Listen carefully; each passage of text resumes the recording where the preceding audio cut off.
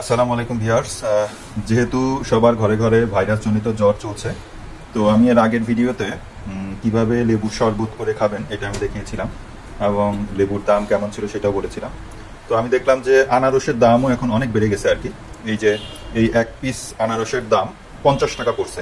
অনেক ঘুরে আমি এটা কিনছি আর কি, দুইটা কিনছি 100 টাকা দিয়ে। এক এক পিস 50 টাকা করে, এক একজন 60 টাকা করে চাচ্ছিল। তো আমি ঘোরার পরে আনারসটা পেয়েছি 50 টাকা। আলহামদুলিল্লাহ এটা ভালোই হয়েছে। আনারসটা জুস করে খেতে পারলে ভালো, আর যদি জুসার মেশিন বা বাসায় কিছু না থাকে, আপনি এরকম পিস পিস করে একটু যদি মরিচের গুঁড়া বা লবণ দিয়ে মাখিয়ে খেতে পারেন, দেখবেন যে আরও ভালো লাগবে।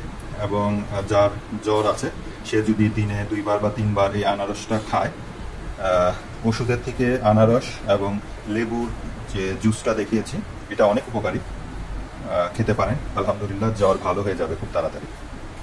যারা আমার ভিডিওটা ভালো লাগছে বা দেখছেন, সাবস্ক্রাইব করে রাখবেন। সামনে আরও সুন্দর সুন্দর ভিডিও দেবেন ইনশাআল্লাহ। ধন্যবাদ।